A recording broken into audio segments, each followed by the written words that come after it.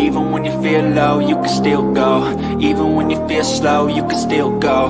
Even when there's no hope, you can still go. I never answer to no, man, I still go. And good evening, everyone. Live, I'm Rich Mancuso on my YouTube channel. As always, this is Keep It in the Ring. Thanks for being with me and all of us here tonight. Tommy D, my great co-host and colleague, will join me in a moment. We got an hour or more. Lots of boxing, of course, on this Thursday edition, July 17, 2025. Like, comment, and subscribe to the YouTube channel, Rich Mancuso, String Punk Entertainment. Tommy D's information, he'll give that to you a little later. Like the Keep It in the Ring page. Read my content on latinosports.com, boxing and a lot of other things, and some other outlets I write for. Social media, my handles, X, Twitter, Ring786, Facebook.com, Rich Mancuso. Also on Instagram, but like and comment as we go along tonight. There's plenty to talk about. We'll begin in a moment and discuss Edgar Berlanga, no longer the king of New York. The Turkey's guy beat him. We'll get and analyze that. What's next after his loss to Cherise? We'll recap it. Amanda Serrano. She in the Trilogy with Katie Taylor. We'll go over that at a sold-out Madison Square Garden. Shakur Stevenson defends his title in New York. The analyze overall the big weekend of fights in New York City that became a hotbed again this past weekend. And Manny Pacquiao, 4 years later, a Hall of Famer returning to the ring. That's coming up Saturday night, Las Vegas. We'll go analyze that. The rematch with Usyk and Daniel Dubois for the heavyweight championship. Bam Bam returns to the ring, try and unify some titles. Big fight weekend ahead. And in the WWE, we'll discuss Seth Rollins injury. What is the latest on that? Implications coming up for SummerSlam and more. AEW All In. That was a long and good show for AEW over the weekend. And we'll have the wrestling recap, some UFC news, MMA, and so forth. This is Keep It in the Ring. Let's get to it. And first of all, talk about what a weekend it was in New York City. As I just stated, boxing, the hotbed again in New York. Back-to-back shows. Began Friday night, and we'll get into this. Amanda Serrano over Katie Taylor, the Trilogy, at a sold-out Madison Square Garden in an all-female card presented by MVP Promotions.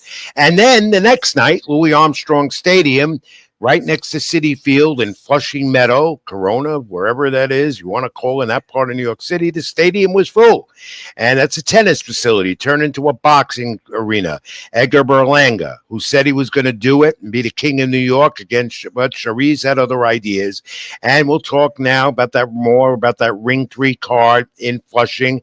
That was a disappointment to Berlanga, but maybe it wasn't. Many said that Edgar Berlanga, as we'll talk about it and analyze it, might have been too anticipated getting in the ring and too competent with Cherise, or just didn't have it at all that night, whatever way you want to look at it.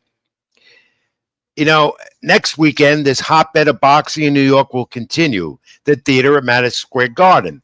Top Rank ESPN, Top Rank towards the end of their ESPN long-term contract. They're looking for another network deal. Rumors about Netflix being involved. Maybe Amazon Prime as well. No official word yet. But Xander Zayas will go for his first world title next Saturday night at the Garden. His first opportunity at championship at 154, the undefeated Puerto Rican sensation that Top Rank has showcased at the Garden the last 2 years. But the Edgar Berlanga loss, you question, is he still the king of New York as he claimed to be? And is he done? What's next for this Puerto Rican, Brooklyn, New York sensation who does have that foul mouth and does show the theatrics and is a showman? But when it came in the ring Saturday night in New York, he was not living up to his words. Because Berlanga was floored twice in round 4 through combinations, and it all ended in the 5th round. We do have some videos of this. I'm going to bring Tommy D in first, and we'll analyze some more. Come on in, Tommy D from TD Sports Talk, my esteemed colleague and co-host here every week at Keep It in the Ring. How are you, my friend? Have you recovered from the long weekend? I'm still recovering. It was a fun weekend of fights. I was fortunate to go to both fights. have good seats for both fights, and I covered one in the female fight. So, I'm pretty recovered and amped up, ready for this weekend. There's more fights, not in New York, but next week there will be. So, I'm Yeah, pretty pumped up. indeed. You got to agree that New York is a hotbed again for the sport. Yeah, big time. I mean, listen, 2 big cards, back-to-back days. I don't know when's the last time or if ever they've ever done I've that. never done that of this Yeah. magnitude before. No. 2 Friday and Saturday night back-to-back. And now we got another big one coming up next week, too. So Xander Zayas is Zayas, leading that card. So, where his championship opportunity comes. Tom, we got some video here, the knockout that Cerise inhibited on Berlanga, and then some more post-fight before we bring in our guest, Junior Bell from The Boxing Source, who has a great YouTube channel and a great show. We'll have him on in a moment. Why don't you roll that, Tom? Let's take a look at some of the aftermath, the knockdowns, the knockout, and the aftermath from Cerise, and we'll discuss further. okay, there you go. Come on, Mike!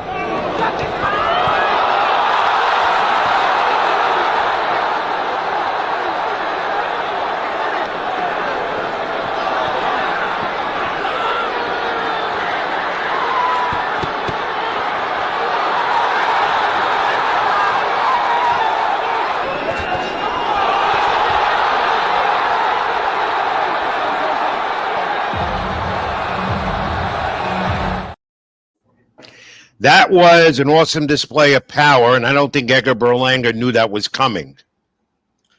I don't think he knew it coming. I'm going to tell you something what I've told a few people, and some of them agree, but I think the moment might have been a little bit too big for him when the fight started. I didn't like his energy when walking into the ring, and he was led by Fat Joe, and they had a nice little entrance for him. But when he stepped on that apron, his facial expressions didn't look like he was ready for the moment. Maybe the moment got a little bit too big for him. I don't know. I mean, he came out starting off pretty good with the jab. I thought he looked, decent in the beginning, but when he got hit by the left hook that he did not see, it was pretty much over. He didn't have his legs after that first knockdown. Yeah, his bragging rights of being the king of New York and everything else in the division right now come to a sudden halt. But he did say afterwards, a couple of days later, he was sent to the hospital afterwards. Berlanga commented, "The journey's not over." We can put that up if you have that. That the Ring magazine posted a comment from there. It is, "The journey's not over. Time to reflect, return with clarity. The hunger and focus will be back soon. The question is, when does he return to the ring? And if so, who he gets next?" Tom, I got to feel that his championship fight opportunities, unless he has a big climb back. That division, Canelo Alvarez, first we have to see what he does with Terrence Crawford in September. And here is a comment there. In the meantime, because the Turk guy says that's Cerise's fighter, he says Canelo next year. Now we have some video of Cerise commenting about Canelo Alvarez, a fighter he admires. Let's roll that. Canelo's always been a boxing hero of mine, so even for my name to be mentioned in the same sentence as his, that's a great achievement myself. But listen, if I do get the opportunity to fight him, it won't be one of those where I try to nick it on points. I will stand in the middle with him and have it out. Listen, and whoever lands first, I suppose they get knocked out, don't they? So that's the guy now at 168. Most likely could get the winner, be the Terrence Crawford, the champion, undisputed Canelo Alvarez, as Edgar Berlanga now once again has to wait in line and possibly say, you know what, I'm going to focus, probably not for another year. I don't see him coming back for another year, and not getting as many lucrative opportunities as he had, such as this one, Tom. I don't think his career is over. Far from it. He's young enough to recover. The point here is that Edgar Berlanga may have a long time to recover to get a title opportunity. Let's face it, Tom, Edgar Berlanga has made an awful lot of money and got paid well here again on Saturday in New York. The thing here is waiting for the opportunity again. It's like starting all over again. He has to climb the ladder because there are guys that want more, and Cerise is first on the list. Don't you agree? I agree 1,000%. I think he's got to work his way back up if he wants to continue in the sport, which I feel like he does. And I think he needs to grind himself back up, maybe learn a few things or two. I think he was rushed. When you look at how Top Rank moved him I think Top Rank moved him, kind of protected him, and kind of set him up with kind of stiff guys to make him look like this big knockout puncher. But anybody that knows Edgar Berlanga from the amateurs, he came up boxing. He wasn't supposed to be this big knockout puncher. But when you're 168 pounds and built and big as him, you got to go in there and knock guys out. And I think that's what Top Rank did strategically. And then, Eddie Hearn got him to fight with Canelo. I didn't think he deserved to fight with Canelo at the time. So at the end of the day, Berlanga has done well with himself at life, right? He's made himself millions of dollars. Now the question is, does he want to continue with his professional career? Does he want to take it a little bit more seriously? Because I don't know if he really takes it as serious as some people may think. No, I don't know about that. I think he does, but he's a showman, and that's why he's got so many haters, because he talks too much. And a lot of people, a lot of fans, and a lot of people I talk to were waiting for him to lose. Well, he lost. And he lost to a fighter who got his first win at 168 and showed he can handle that weight and could give either Canelo Alvarez or Terrence Bud Crawford a good fight.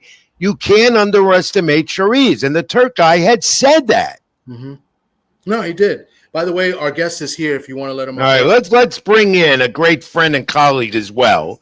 He has a great broadcast on YouTube called The Boxing Source, so tune him in. We give everyone an opportunity here at Keep It in the Ring to give themselves a plug because they are like us, Tom, boxing. That's their thing. They keep it in the ring with us. Let's bring her in. Junior Bell from The Boxing Source, straight from Washington, D.C. Hey, I love the background too, Junior. How you doing, my friend? Keep it in the ring. Thanks for being with me and Tom tonight. Yeah, what's going on, Rich? What's going on? We're here keeping it in the ring here for this evening. So thankful to be on here this week. Of course, we had that busy weekend last week. Oh, yeah. Have you recovered from it? I don't know if I have. I'm still waiting for my cell phone to, get coverage back. I'm still. I know that was a big mistake. In fact, I didn't stay because I couldn't work. We had no cell phone signals in the Louis Armstrong Arena. So boo to the Turk guy. How can a major promotion like this black out the media? There was no service. We couldn't do our work until you got up to the workroom. I got disgusted, left, and watched them in a more comfortable place. Guys, I've been to a ton of these fights over the years, so I didn't miss much. But that was a bad thing. The positive thing was, and we're going to go over the rest of the fights on this card. It was a good show. You got to hand it to them. Combination of the promoters again, Eddie Hearn, Matchroom, Oscar De La Hoya, who kept his mouth going as always, and Edgar Berlanga. Now we just talked about Berlanga, Junior. What are your thoughts? What do you think's next for him after this loss? He still, is a name of sorts within the super middleweight division, and that he's had like some type of as they say grudge matches. There in wrestling, there of course, as you talk wrestling, but there's still a multitude of possible matchups that are out there for him. I'm looking to see what's going to happen this Saturday night over at the Star in Frisco, Texas, as you do have a super middleweight bout there that's involving Diego Pacheco. And I have stated for at least a year and a half that I wanted to see Diego Pacheco versus Edgar Berlanga. I wanted to see that before Berlanga had that opportunity to fight. Yeah, there have been a lot of talk about that in the last few months, including after Pacheco's latest win. We're going to get to Pacheco's fight in a moment as well. That's this weekend, PBC, Amazon Prime. What about Plant? There's been talk about Berlanga Plant down the line as well, which would be a viable opponent. Regardless, guys, as we were talking just moments ago, Berlanga is going to have to work his way back. He has no championship in the game. Oscar De La Hoya threw that up to his face, and until he gets one, he can't be taken seriously. No, and listen. On top of that, I don't know if I mentioned this as well, but Berlanga has kind of burned some bridges. Top Rank got rid of him, so I don't think Top Rank is going to have anything to do with him. He said some bad things about Eddie Hearn after Eddie Hearn got him the Canelo fight, so I don't know if Eddie Hearn wants to deal with him. And then after this performance, does the Turk guy want to, deal with Berlanga as well? So I don't know. I don't know who's going to want to deal with him and help promote him. I need the Caleb Plant seems very intriguing. They both coming off losses. put them in. They got some history, on the, the social media platforms where everybody talks. So, let's see what happens. But I don't know. I mean, he's burned some bridges with some of these promoters. I don't know if they want to deal with him. Yeah. Your thoughts on that, Junior? What do you think? I mean, you talked about the Edgar Berlanga's upbringing under Top Rank, and with Top Rank, of course, you got Bob Arum there, but you also got two Hall of Fame matchmakers there, and Bruce Trampler and Brad Goodman. So they built him up to that certain level, as you said, with those knockouts. But then they had him matched up against like Damon Nicholson, and once you've seen that, you've seen like the troubles of sorts there with Edgar Berlanga trying to mix the whole thing with the boxing and the power behind it. So after they seen a few matches, then they let him go. Matchroom picked him up.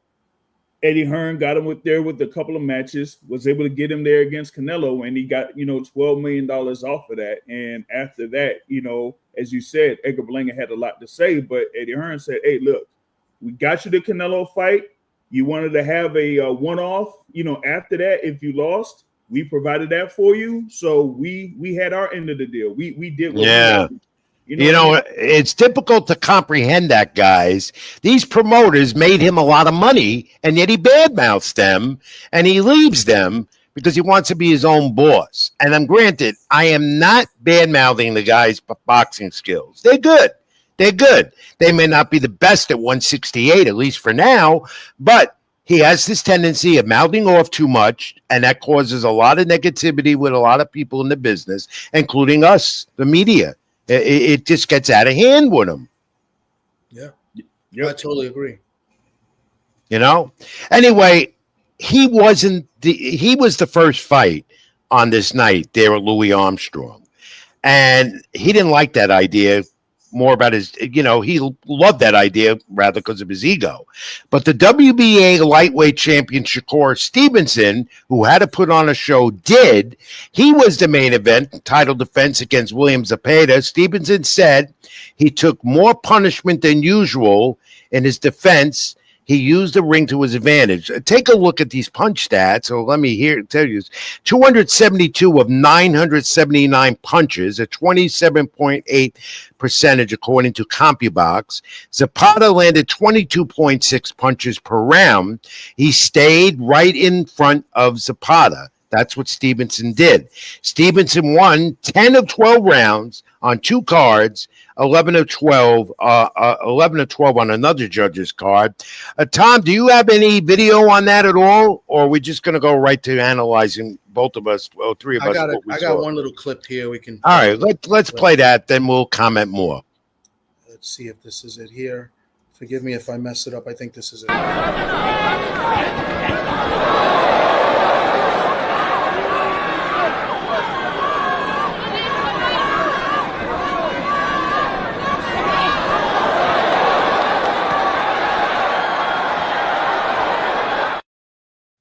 Now, guys, that was definitely the Shakur Stevenson we want to see. And I want both your thoughts on that. Tom, you first. Well, I think the Shakur Stevenson we want to see, I don't think I want to see that all the time. I think Shakur did that to prove a point and to prove that, because of all this running, that he's not a runner, that he can fight toe-to-toe. And I think he did what he did because he can. I think he felt that Zepeda couldn't hurt him. And I felt like he could, outmuscle him, and that's pretty much what he did. Made one mistake, I believe, in the third round. He got caught off guard, stunned a little bit. Didn't really ahead of it. Got his attention, but other than that, I thought he was brilliant of the night. He showed his great reflexes. I always thought him and Canelo had the greatest upper body movement as far as defensively in the game. Canelo's a little bit older now, but I thought Shakur always showed that in the past. Didn't really show his footwork. I think he was trying to prove a point to the Turk guy and to the fans. And, he got criticized after that for that, saying if he fights Tank like that, he'll get killed. I just don't believe that. Yeah, we'll talk about that with Tank Davis, who's in legal trouble again. His rematch with Lamont Roach looks like it's going to be pushed back in August. Everything, he's out. I don't know if he's back in the gym. I think, Junior, you would know more about that because Javante real well. What are your thoughts? Let's put this up because there's a lot of talk now that these two want to fight each other and unify Shakur and Gervonta Davis. Tom, put that image up because this was a big topic after Shakur Stevenson win. Junior, you know Gervonta real well. Does he stay out of legal trouble? What's the latest on his situation? And is there any real possibility that a fight like this can be made? I'm not sure. I'm kind of familiar with Tank Davis, but more familiar with his coaches there. Coach, of course, Calvin Ford and Coach Kenny Ellis. They're out of Upton Gym in Baltimore. And of course, people were looking forward to seeing if he was going to fight Lamont Roach Jr. again on August 16th. And it looked like it was going to be at T-Mobile Arena. But, as of like recently, it just doesn't seem like that's going to be the case. Yes, they did talk about the whole legal thing with Tank Davis over in the Miami area, as far as domestic dispute there. So it's kind of, making it to the point where we're not sure if Tank Davis is going to be fighting Lamont Roach at all. And I said this a while back. I said, if we don't have something for August 16th between Tank Davis and Lamont Roach, then we likely won't see that fight. So that means so the talk of him and Shakur, we could just forget about it for the moment, or maybe even longer. Yeah, because he seems to be always in some type of legal trouble. And then bear in mind, guys, again, after his last fight, Gervonta said he thinks he's going to get out of boxing completely by the end of next year. I don't know how valid that could be coming from him, but the legal trouble always seems to follow him. I mean, even after that press conference of, the first fight with Lamont Roach, he said he thought that he would have, been done with it after this year. But then after that fight, he's like, oh, I got 4 or, 3 or 4 more fights. But now with this whole thing with the domestic thing, then I'm not sure what's going on. And a lot of people that, may be around or close to the parties involved with Tank Davis, they don't know what's, happening with him at this point.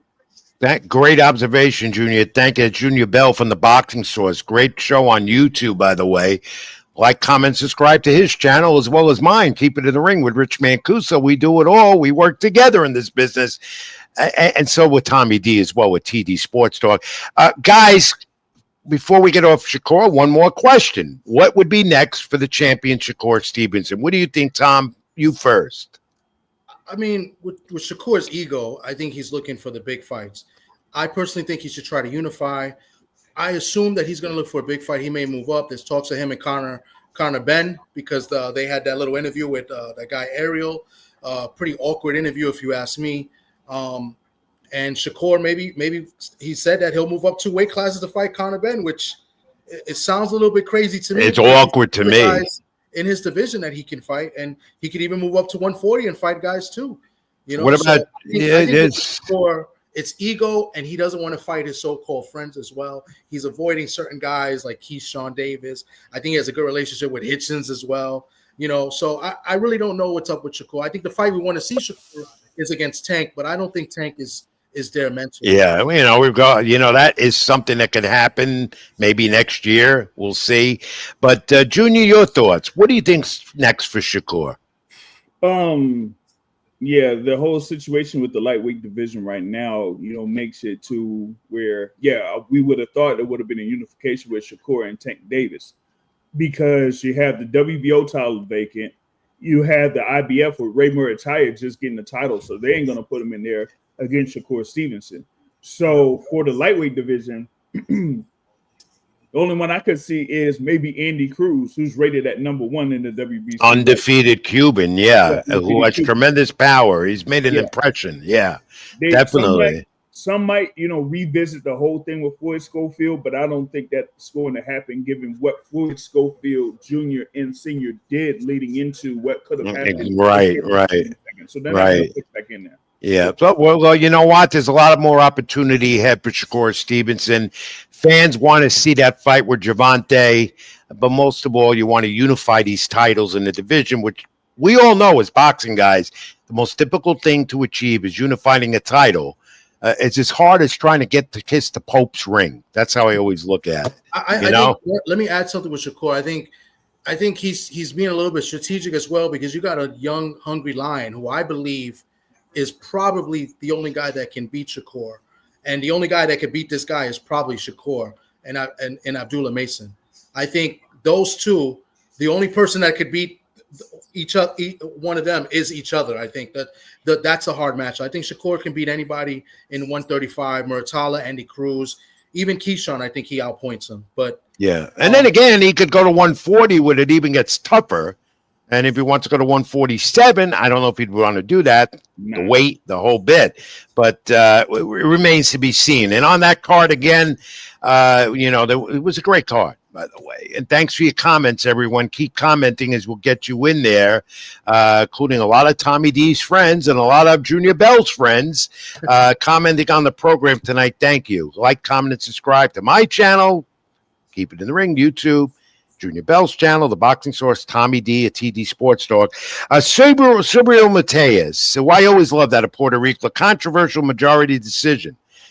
114, 114, 115, 113 twice. Takes one of the welterweight titles off Albert Puello. The CompuBox, both separated by 4 fewer landed punches, 6 of the 12 rounds. Puello, 17 more jabs, 5 more power punches. Mateus had the edge, 101-39 in the edge of body punches landed. The call now, possibly, is the Turk guy who said in the ring afterwards, the young prospect star Dalton Smith. What's next for Mateus, former champion at 140, looking to get he's got a lot of opportunity now with Dalton Smith going to be gunning for him. Guys, your comment. And what did you think of the decision? I'm interested to know how you scored it. Junior, you go ahead first. I don't think people are like what I got to say. It was a fairly close bout, but I felt like in the opening half, that Puello didn't do a good enough job of trying to keep Mateus away from him. And I thought Mateus was doing some good work, particularly on the inside, going to the body. I didn't see much from Puello until like the back half of the fight, like rounds 8 and 9, where he kind of did a little bit better on the inside, but also, fought well from a distance, which is what I expected Puello to do there from the beginning. And once it went through the full 12 rounds, I was thinking, I don't know, maybe Puello would get another split decision, because I call him the split decision king, because he has split decision wins over just about everybody that he's been in the key fight against. But for Mateus to, pull off the win, that was, good for him. He's now a 2-time champion there at 140 pounds. And I had it 115, 113 for Mateus. That's how I had it. Yeah. And the thing with the Dalton Smith, I mean, I don't know, because I ain't really followed Dalton Smith, so I'm like, who is? Yeah, he's a relatively unknown. He really is. So he's undefeated guy in the UK. He's a solid come forward fighter. He has a little bit of skill, kind of a little bit of Liam Paro in him as well. It should be a tough fight. I think Mateus has to, he's got to move a little bit more. I was rooting for the Puerto Rican. As you guys know, I always root for the Puerto Rican, but I had Puello winning that fight. I thought Puello won the fight. I scored it from watching it in live in the front row. Maybe I got to watch it again. I'm going to point out something. I don't know if you guys notice this as well. I don't like what these promotions are doing with the rings and the corners, and they're obstructing the view with the long. Yeah, it's all. You can't see the work. You can't. See the body work. It's all about the money to them, and they got to show that. They don't care about us or the fans. It's about them making the money. It was absolutely stupid. Why would you have an overhead camera and then have on the same side a guy that's sitting there right behind the blue corner? So you got an overhead camera and you have a cameraman right there. Like, I know. It's what the streaming networks, in this case, pay-per-view on the Zone, also the way they want to set it up and do it. And it's all about the money. We know that, guys. This is not the era that I grew up with and covered, that I've been doing this for 43 years. This is not it. We're in a different era, so we're going to see things differently, and we have no other reason but to accept it. We have to accept what's going on, whether we like it or not. Is it good for the sport? It's not good for us. That's for sure. And I'm sure most fans will agree with us, but they're just going to keep improvising their way more and more, and they don't give a damn about us. It's terrible. It's terrible because Yeah, it looks on TV. You see everything because the camera's there and you see everything on the TV. But if I pay good money to get a good seat and to watch the fight, why is my vision being obstructed by something extra that doesn't need to be there? Like you should be able to see through the ropes. Why are you covering it? You know what I'm saying? And you can't see if you're working in a corner. If the guys are working in a corner, you can't see that work. I got to go up and look at the screen. Like I paid money to see the fight live. Right. And by the way, Tom is one of those guys who pays money to do it because he doesn't always get accepted and credentialed. So he backs himself up because he loves boxing and he buys a ticket. So he would know and feel it more than you and I, Junior. I got to correct you a little bit. Even if I get credentials, I support the event and I buy a ticket. And there you go. That's well, that's something I would never do. I got to give you credit, Tom, for doing that. I would never. I don't do that. And to have that bad view, especially if you're a photographer and they say, "Hey, you got this spot over here that you can sit and you can take pictures with," and then all of a sudden you see that overhead camera and then a cameraman right there, and you're in the blue corner, and I'm like, "Oh no!" Oh yeah. No, it's good points, guys, because because I think fans would agree with us, especially you guys more. Because for me, like I said, I've seen I don't know how many fights during my career, and I've seen this change. I've seen it. I've seen this transition and how it's gone from great to the worst. And so, I understand where you're coming from. Anyway, let's move on because the other fight there was David Morello for his loss to David Benitez. Gets the win, Aman Kataya, and Morel to split decision win. Controversial, 96-93, 95-94 twice. Kataya knocked Morel down twice in the fifth round. Some say it was a bad decision. I'm going to get both of your thoughts on that. A Christmas gift early, says his promoter, Camille Estefan. Tom, do we have any video on that at all? We do. I got to find it right here. He only got knocked down once. Once. My bad again. I thought it was twice. I got the right. Let's take a look. I was going to say something before I play it? Yeah. Okay. Sorry. Let me play it. No.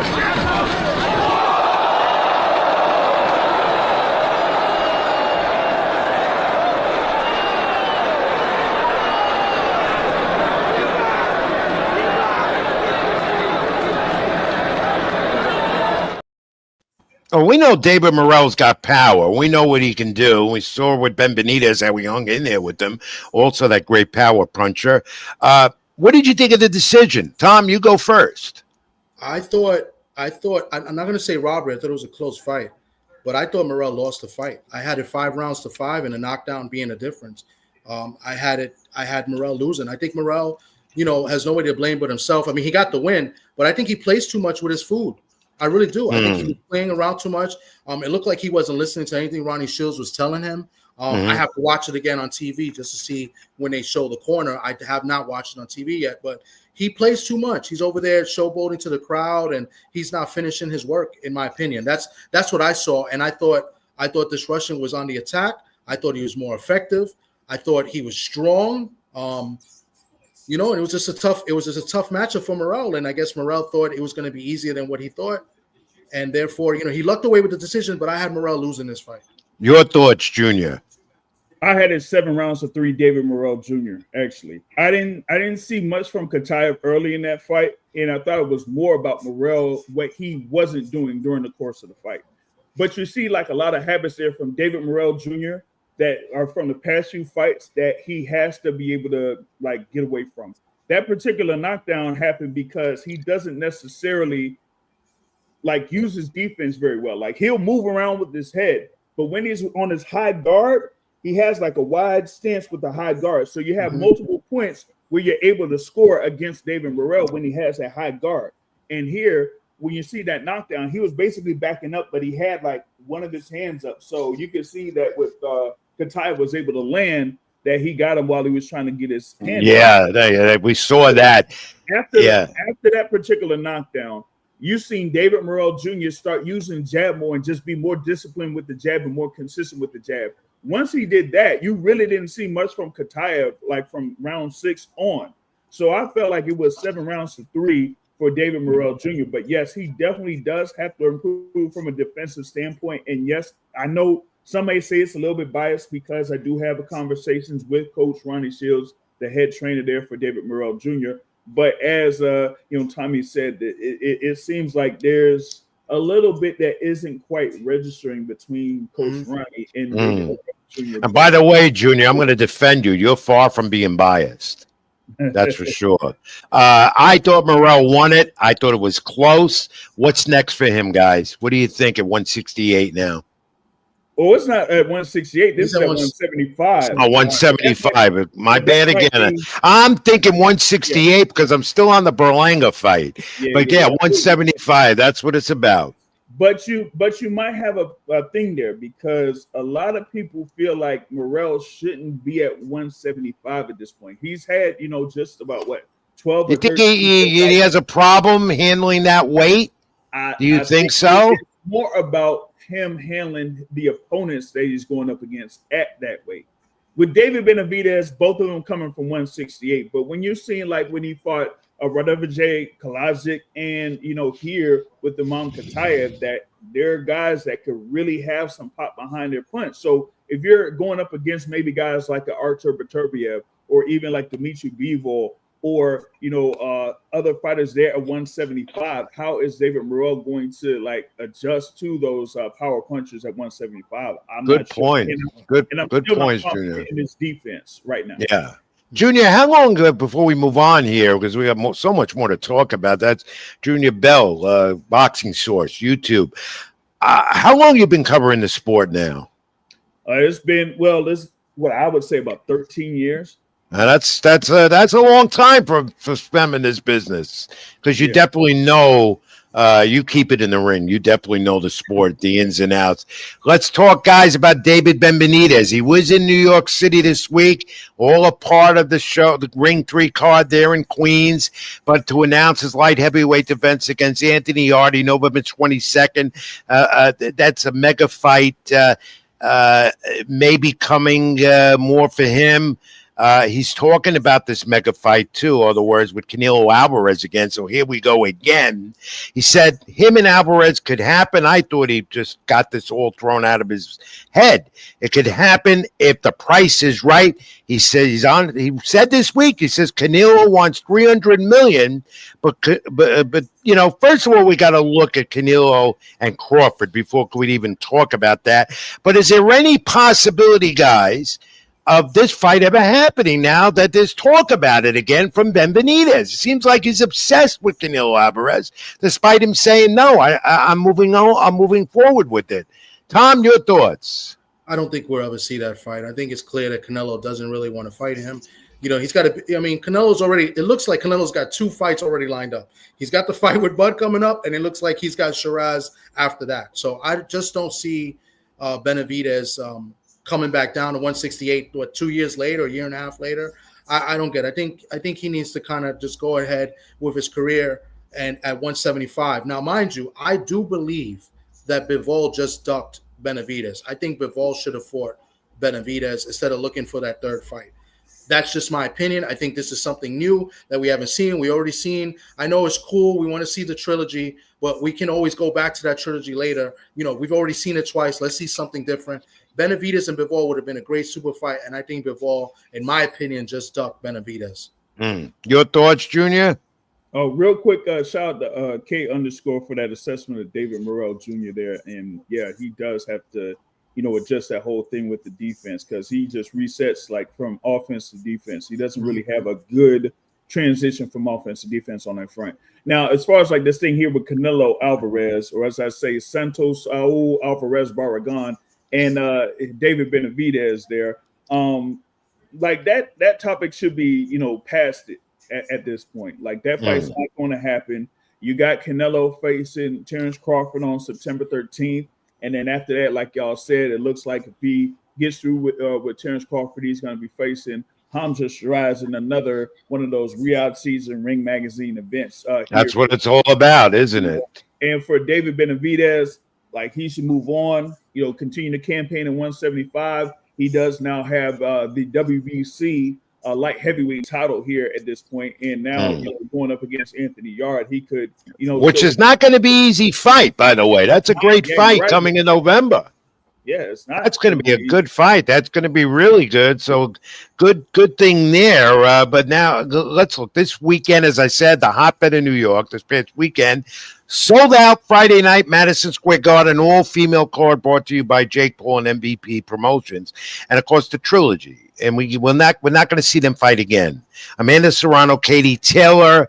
It ends a fight that sold out, 19,721 in the Garden, a $2 million gate, 4.2 million on Netflix. That's what they say, the official word viewership.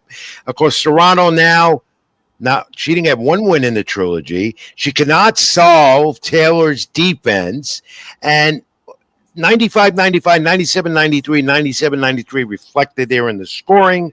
Of course, Taylor defending the unified junior welterweight championships. And this was a Trilogy that was anticipated. This will no longer be Taylor Serrano as they move on. Yet, Tom, you have video of some of Amanda Serrano's comments after the fight, thanking fans, thanking everyone. She's a credit to female. I just have a little clip of the fight, I believe. Well, let's take a look at it. But she said she's thanked the fans, and by all means, guys, Amanda Serrano propelled female boxing. Her career is not done. She just probably won't have a big money fight like she's had in the Trilogy with Katie Taylor. A credit to female boxing. Of course, Jake Paul, MVP, a big part of this. Nothing bad to say about Puerto Rico and Brooklyn's own Amanda Serrano. Tom, have you got anything else on it? Because you could see she was disappointed. She was disappointed. I don't have no video of Amanda. I just have pictures. I do have, I thought I wanted to bring up the atmosphere in the Garden was great. And Junior, I missed this one, but Junior, you were there as well. Nah. Oh, you weren't there. You skipped that one. All right, yeah. Tom, then Junior, give your comments about Amanda Serrano. But first, Tom, tell us about the atmosphere and what else went on there. There were other, 5 title fights. I missed it as well. And give your opinions about this entire MVP all-female card. So basically, let me just go. So I thought the event was great. I thought the atmosphere was awesome. Here's a little video of just just them getting hyped up real quick. Ladies and gentlemen, live from the Mecca of boxing, Madison Square Garden, New York. The atmosphere was great. Now, I will say this: the main event and the co-main event to me was a little bit underwhelming. I was really excited for the co-main event, but the rest of the show I thought was great. I thought we had great fights. The fight of the night, Shadaza Green against Savannah Marshall. I thought that was a great fight. They both hurt each other in the fight.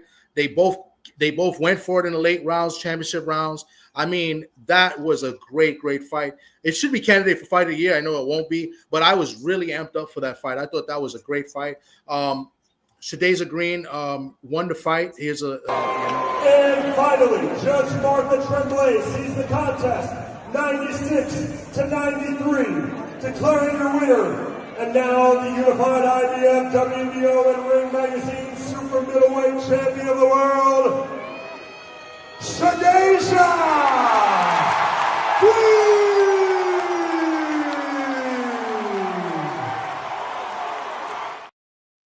She had a little moment. She broke down in tears. She got down to one knee. I thought that was an excellent event, excellent match.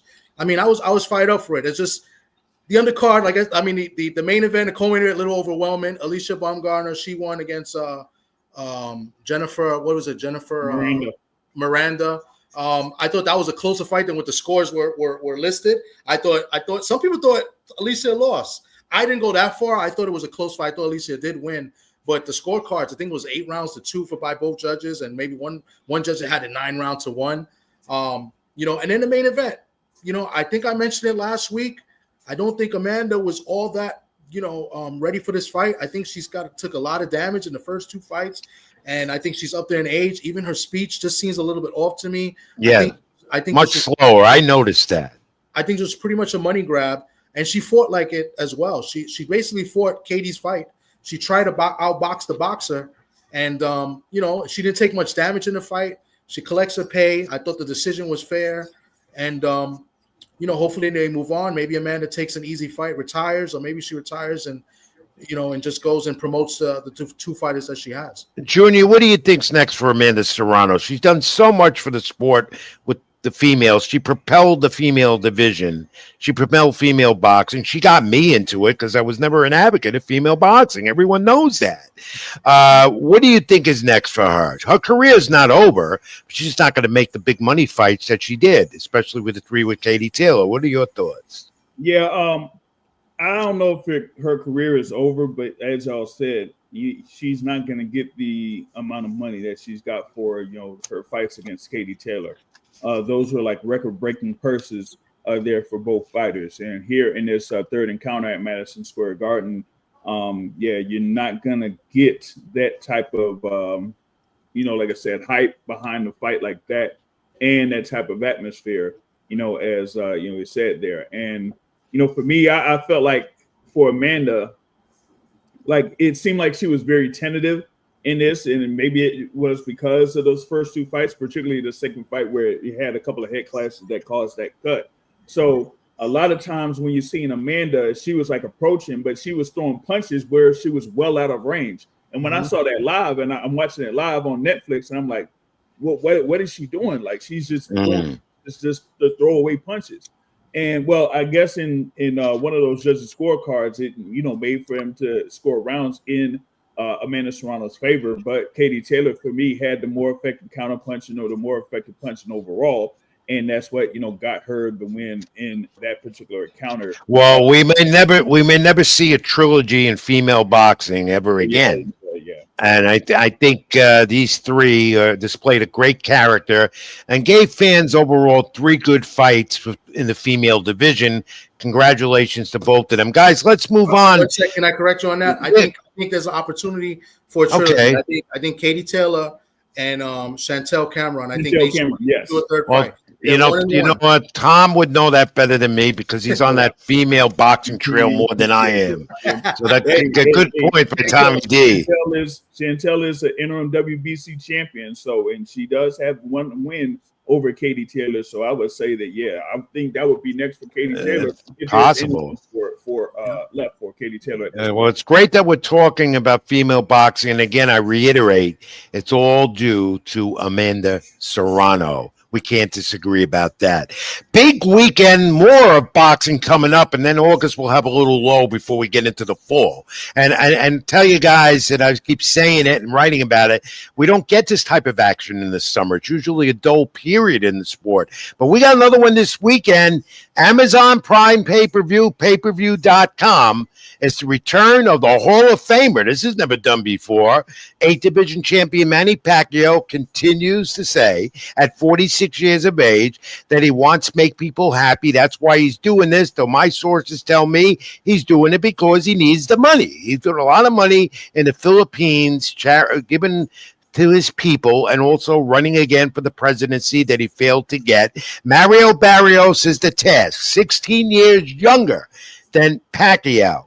We haven't seen Pacquiao in 4 years at 46 years of age. We don't know what to make of this except the fact you're not going to see the same Manny Pacquiao we saw win 8 division titles. Last against Ugas, he looked horrible. That's why he pulled away and said no more. But now we got Manny Pacquiao again. Are we surprised he came out of retirement to do this?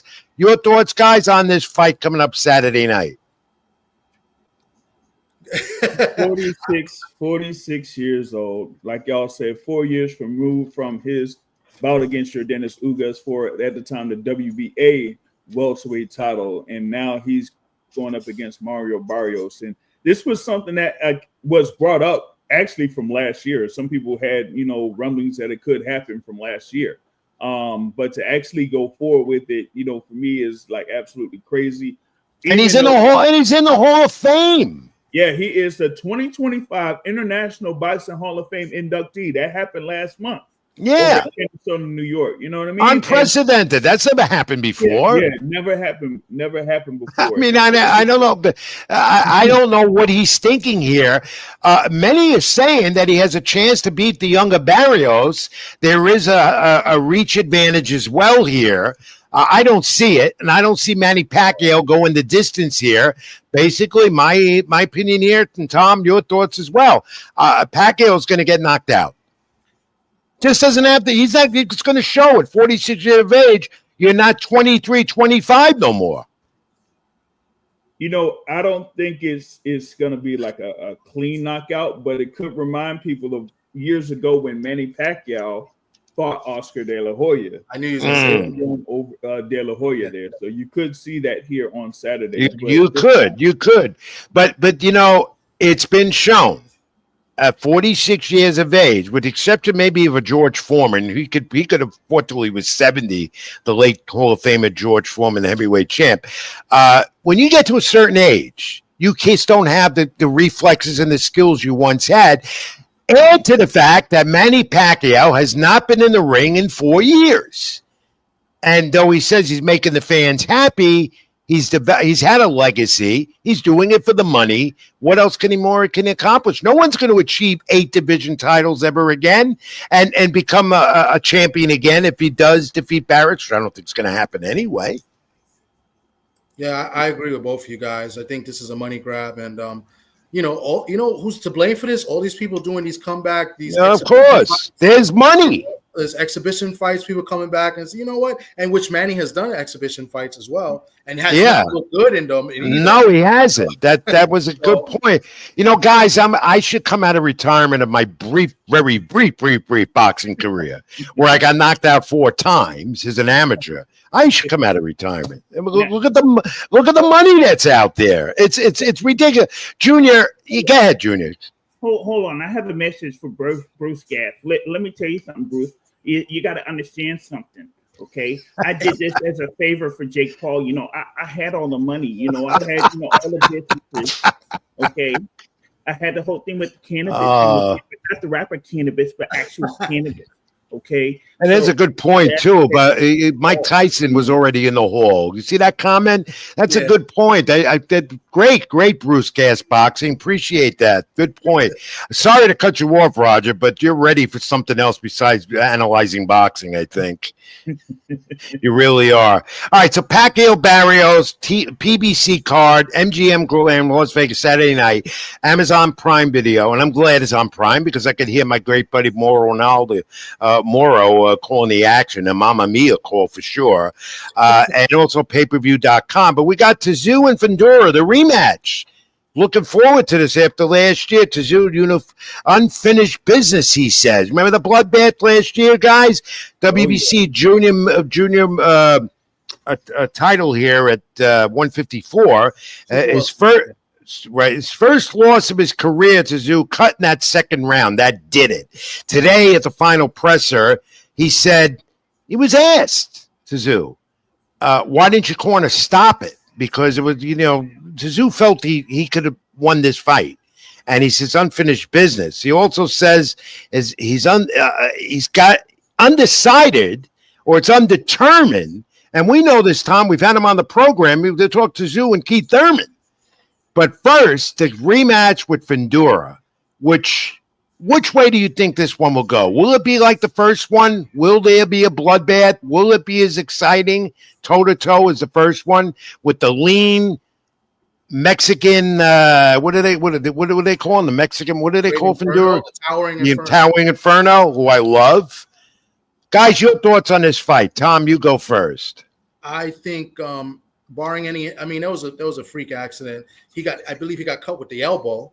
And I think Tszyu was on his way to winning that fight. I think, and I spoke about this many times, I think his corner did him a total injustice.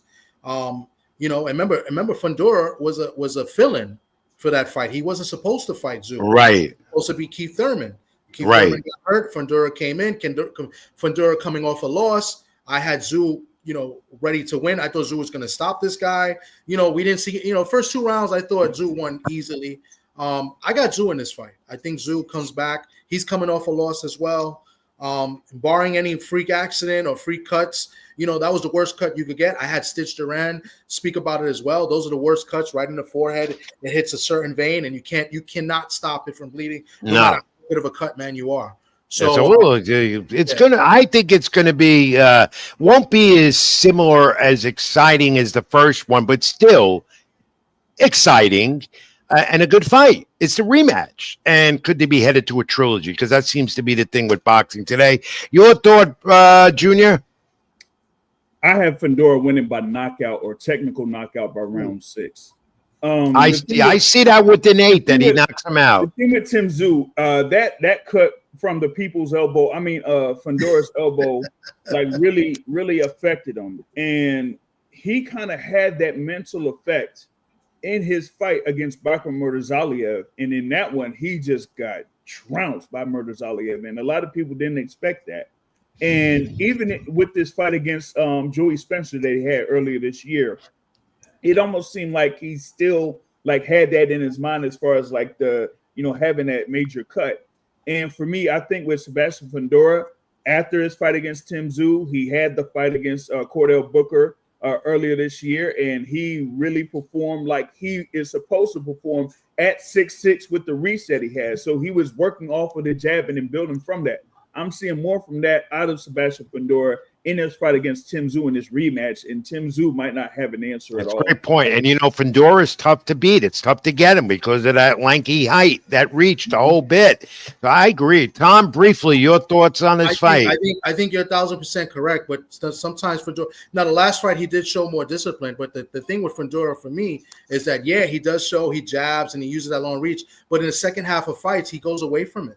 He usually goes away from it, and that's why – I thought Tszyu would beat him the first time, but he was more disciplined in that fight, and it was easier for him because Tszyu couldn't see, and he was more disciplined in the Booker fight. But before that, Fundora in the second half of fights, he would go away from that. He would go away from, his advantages that he has in fighting tall. So let's just see. I'm picking Tszyu. I think this is a must win for Tszyu as well. So I see what you're saying, and you're absolutely right. If he does go with that game plan, he's disciplined throughout. He's going to beat Tszyu pretty easily. Also, guys, remember that Xander Zayas was supposed to be the opponent here for Fundora before boxing politics interfered.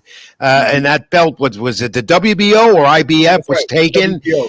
And so they're fighting for something else. Regardless, we're going to see a good fight Saturday night on the card, the MGM Grand in Vegas again, pay-per-view.com, Amazon Prime pay-per-view. Oh, God, there's so many fights this weekend on pay-per-view. How can you afford all this? Isaac Cruz, and the Turk guy has said pay-per-view boxing's done. Yeah, the numbers are down, and numbers are really down, and he said that's it. You're going to stream the fights, get them on there, and that's it. I love that because there were just too many, and the numbers are down. It's not worth it with pay-per-view. Isaac Cruz, the former champ, 140, Angel Fierro. They don't like each other.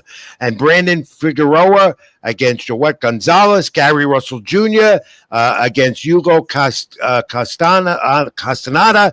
2 other fights on the card, including the Manny Pacquiao protege, Mark Maxeo. So it is a good card Saturday night, and we have our choice. We're going to talk about another one early in the day. Interesting here, guys, briefly, as we're hoping to top of the hour, more to do. Isaac Cruz, he's been looking to get the title back. And this with Fierro should be a slugfest. Do you agree? I got it as another classic fight. I was there to see that fight February 1st at T-Mobile Arena, in the first fight with Cruz and Fierro. I thought it was a great display from both fighters there on that one, and Isaac Cruz ended up getting the win there on that.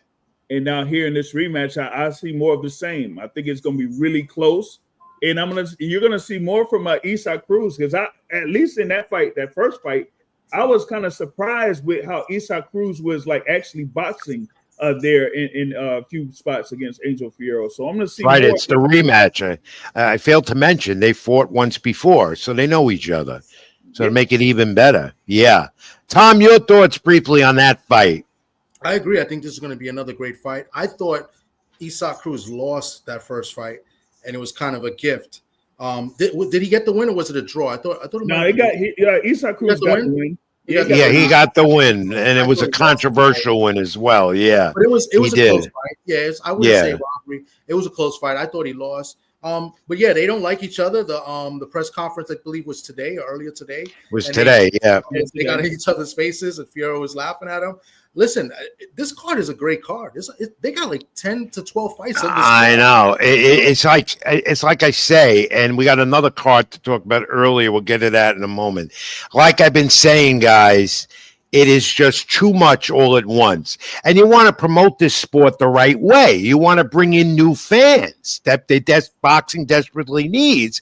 And yet, even the purists and the fans that love the sport like us, we can't watch 2-3 shows at the same time because we want to focus on a main event fighter, a sub-main, whatever, and we can't do it. And you can't watch 3 shows live at the same time, and they continually do this, and they're just saturating it too much, and that's because there's too much streaming, too much money. They're all against each other instead of being unified together, and that's killing the sport. It's bad when you had, even from last weekend, you did have a card on Friday and then the ring card on Saturday, but you also had a Pro Box card on Saturday. And I'm like, come on, like, what are we doing here? And so too much. Same thing coming up, this weekend, and in some cases the same thing the following weekend. There's going to be more fight cards. It's going to be on the team. Yeah. You know what, guys? And I get the argument when I ask boxing people, some of the promoters, some of the smaller promoters, and even some that work with the big promotions. And I said, I cover all sports, especially the baseball and the whatever. I'm all over the place. But more so with baseball and even the NFL. And they always bring up this. The NFL plays once a week. Everybody's playing at the same time. This is not the NFL. This is not MLB. This is boxing. And boxing is not meant to be played every day, but boxing needs more unity where the competition is as much so we can catch these fights at the, not all at the same time. And we're not getting that, and it's killing the sport. Well, I was going to bring up, somebody in the chat brought it up, but I was going to bring it up too. I was going to bring back the Tuesday night fights. Right? Yeah, somebody in the chat brought up, or 2 people. We're on network TV. The networks don't want it. Yeah, Pro Box was doing fights on the weekdays. On Wednesday. And then they moved it to Saturdays. I'm like, come on. They won't do it. You know why they won't do it? And I'm going to leave it on this before we move on. They won't do it because they're competing with other sports at the same time. They won't do that. And if you're going to do that, you can't stream it. You got to put it on the networks, and the networks don't want boxing no more. That's why they won't do it. That's what I'm getting the perspective of on all of this. But hey, maybe we should run a network and do our own fights, guys. Maybe I don't understand, because what was it, USA? They used to have the Tuesday night fights. Tuesday night fights. I grew up with that, and I worked those fights many times. They need to do that. Pick another day. No, they're not going to. They're not going to, because the networks, Tom, again, they don't want it. They've been pitched. They don't want it. I don't understand the networks. Boxing to them is the lowest sport on the totem pole. Yeah. Auto racing gets better ratings than boxing on network television, and that's sad. But because I grew up, when I mentioned Pro Box isn't on the network. They carry everything on themselves. So it's streamed on YouTube. So if it's streamed on YouTube, why would you put it on a Saturday where the other networks have something? I agree. But that's why you need a national boxing commission. Somebody's got to unify this stuff, because this shit's just too much. All right. Let's look at 2 more and then move on. Junior Bell, Boxing Source, Tommy D, my co-host colleague, TD Sports Talk, Dubois and Usyk on the Zone, 2 p.m. Eastern Saturday, or 1 p.m. That begins the whole day. The rematch, undisputed heavyweight championship. Usyk undefeated, 23-0, 14 knockouts. Many say top pound per pound in the sport. Dubois, the IBF champion, wanted this fight again. Usyk won the first, the 9th round TKO, but Dubois landed the low blow, and then that got all the controversy. Usyk had the time to recover. Dubois still says it was a legal punch, despite what they said. And Dubois won his last three fights, winning the IBF title after that Usyk vacated. So here we go again, guys. But we do have a heavyweight title undisputed, and Tyson Fury's not a part of it. Anthony Joshua's not a part of it, though they might be there in the UK. What do you think this time? Is it Usyk, or is it going to be Dubois? Daniel Dubois, who I admire. I like him a lot, but I think Usyk wins it. Who you got, Junior? Hey, let's go. I'm ready. Let's go. Let's go. This is too much. Yeah. It's just something with Daniel Dubois. It's just like someone that like explained it as far as like Daniel Dubois, but I'm not gonna say it on here. It's not good to say. But with that being said, right? Dubois has all the confidence in the world with his 3 wins over Jarrell Miller, Philip Hrgovic, and Anthony Joshua. So his confidence is through the roof. He's there at Wembley Stadium once again, and they had the great atmosphere last September. And they're going to get a lot. They're talking upwards of 80,000 people Saturday. 80,000 people. So Dubois has been through that experience before. So it's not like any pressure to him, but that kind of goes back to my previous comment about Daniel Dubois. All right, so your pick, Junior. Your pick. I picked though. Hate to say this, but I'm going to lean towards Alexander Usyk still. I think. And I believe Usyk will win it. It's not going to be on points. I think he's going to win it, and it's going to be. There's no question. I think he's going to TKO him. That's what I think. Again? Yeah. And again, I like to say within 8, it might go a little longer, but he wins it. Tom, briefly, your pick on that? Well, first off, let me just bring up the fact, and I'll play a little clip real quick. The first fight was a little bit controversial. Usyk hit him in a good body shot. Right, that was the controversial thing. Yeah.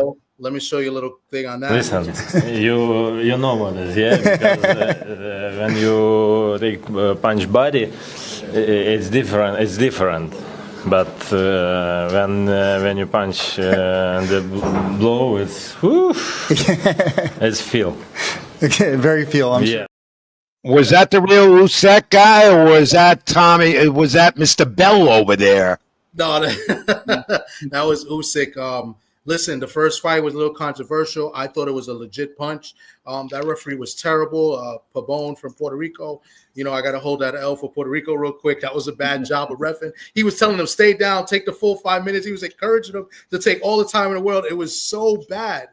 But with that being said, I think this is going to be a great fight. I think if Dubois got any chance of winning, and I think I can see him doing this in the first 3-4 rounds, he's going to come on strong and he's going to put the pressure on Usyk. But the thing with Dubois, if he doesn't get him out of there within the first 4 or 5 rounds, that gas tank. And Dubois fights. And it's going to be, not to cut you off, Tom, because we're running out of time here and we got a lot more to do.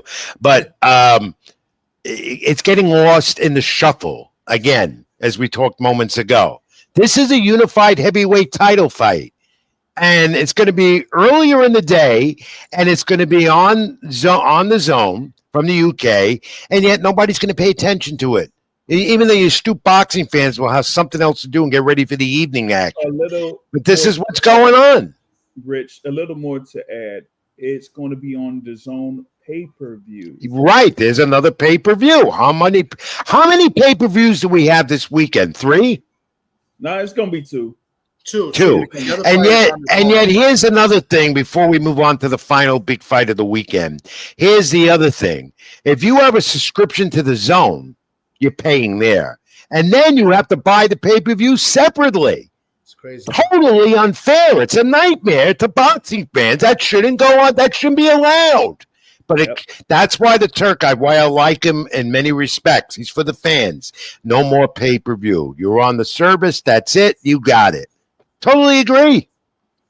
It's funny. They would have the Zone had a little bit of a package before the whole thing with the Jake Paul and Little Chavez. Yeah. And they had that as a pay-per-view, and then the Usyk Dubois pay-per-view, and they had the package of $94.99 for both of those fights. No. Give me $2,000 a month to watch fights. Who can afford that? It's ridiculous. All right, guys, wrap it up here for the weekend on the Zone.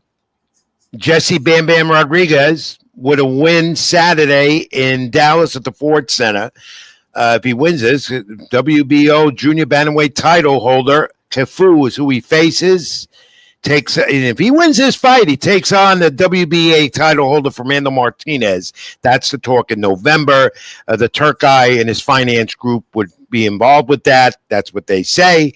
So that's also a great undercard as well. If you want to get it on the Zone, that's Saturday night as well, I believe. There's just so much going on, but I love Bam Bam. He's one of those little guys that doesn't get the appreciation he deserves. What do you think? I think he gets enough appreciation. I think this guy's a monster.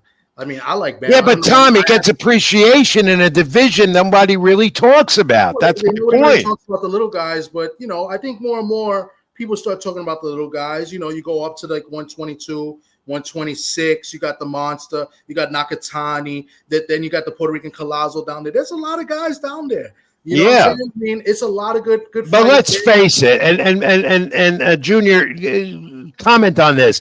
Let's face it, as talented as those bantamweights are and below, you have to look up a lot of those names. We just don't know them like we know the guys that are above them in weight. And they don't make the money that those other guys make. Yeah. So that's why, to me, they don't get the appreciation, and they are the most exciting of the fighters in all the weight classes. They are. They're always toe-to-toe, punch for punch. They give fans a great fight. Whether it be 10-round, 12-round, whatever it is. Mm-hmm. Yeah, and the thing with, like, for example, you have one of those top-rated pound-for-pound fighters in Iowa Inoue, and his last bout against Ramon Cardenas in Las Vegas, you've seen, Inoue get caught and get knocked down and still, have an exciting fight and end up finishing that fight with that TKO win. Now here with, Jesse Bam Rodriguez, I think, he's among the top. I got him around the top 5 pound for pound in my rankings. So I've, kind of like caught a number of his fights. I've seen him live over in Philadelphia too. And here against Fumulele Cafu, I expect him to get a win here.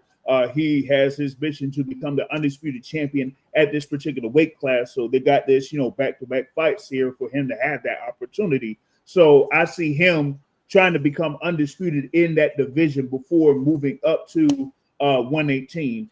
Where currently you have Junto Nakatani as a unified champion. So for Bam Rodriguez, I think that he's going to get a stoppage win here against Fumulele Cafu. And I do like the co-feature about where I, mentioned there with Diego Pacheco. They're going. Yes. Thanks for bringing that up. Now we talk about Diego Pacheco, talk with him and Berlanga before, but a win for Pacheco. And, he's ready for a title out of 168. Would it be Canelo, Crawford, or anyone else? Could be someone else, even though Canelo has all the belts. Pacheco deserves it. He wins this fight. Something's waiting for him. I just don't know how much longer he's going to have to wait. That's a young, great superstar, no longer a prospect in the sport under the Matchroom banner. Guys, this has been great. We're not done. Junior Bell Boxing Source on YouTube. Tom, what time? And I think Junior watches the program, so he knows what's coming up now. What is it, Tom? Oh, I guess we're going to do wrestling talk now. No. We're doing the fact of the week. Then I'm going to the break. Okay. Right. Yeah, shame on you. This is we've gone over. So we'd have. I know we've gone way over, and more to come. But it's good. It's good conversation. I'm going to say goodbye to Junior after this because we've been on a good hour. But don't leave. You got to get the fact of the week. Every guest of mine on Keeping the Ring, Rich Mancuso, Tommy D. You got to get the fact of the week. All right. You ready? Remember, it's not trivia. It's a fact. It's crazy. All right. The right-hand counter, Muhammad Ali caught Sonny Liston in 1965 in their rematch. It was given a name. Remember, this is not trivia. It's a fact. That right-hand counter that Ali caught Sonny Liston in their 1965 rematch. It was given a name. Do you know what the name is? The Phantom Punch? Yeah, you're close. You're close. How about you, Tom? I don't know. I thought it was something to do with the Phantom Punch too. Well, no, it's called not the Phantom Punch, but the Anchor Punch. The Anchor Punch. And you know why, Tom, I come up with these things, right? And Bruce Gass, by the way, he's a historian too, and he said the Phantom Punch. So I'm gonna have to check you on this, Rich. Well, check on it because I've got the Anchor Punch, but maybe it is a Phantom Punch. And if Bruce, you're right, we're gonna meet. Okay, and I'm not gonna meet him with a Phantom Punch. It's gonna be a handshake. Thank you. Yeah. Well, he said also heard the Anchor Punch as well. See, it goes. You can take it either way. There it was. Hey, Junior Bell, the Boxing Source, over an hour with us. We're going to do it again. This was great. This was just great. Where do fans reach you? And when they're not watching me, they got to watch you. Go ahead. Where did they get you? Yeah, we do have the channel there, the Boxing Source, on YouTube. We're also available on social media through Twitter, Instagram, and Facebook. So you can just look up the Boxing Source and you'll be able to see the page right there. And also with the website, theboxingsource.net. And you do a great job, and we'll keep tuning in. Your knowledge of boxing is just fantastic. You're great to giving information about the sport. I've watched your program on YouTube. You do great interviews with some of the fighters and analysis as well. And it's been great having you, Junior. It's been great having you as a colleague as well. I'm glad we finally met and we worked together at times at the fights. And keep up the great work and keep it in the ring. Yeah, no doubt, no doubt. You know, like I said there, Brother Rich, I kind of look up to you as far as like the journalism thing and aspect. Oh, thank you. Kind of like, follow that lead as far as like, being as like unbiased and informational as possible because, like you said, nowadays with a lot of the media. Yeah, it's changed.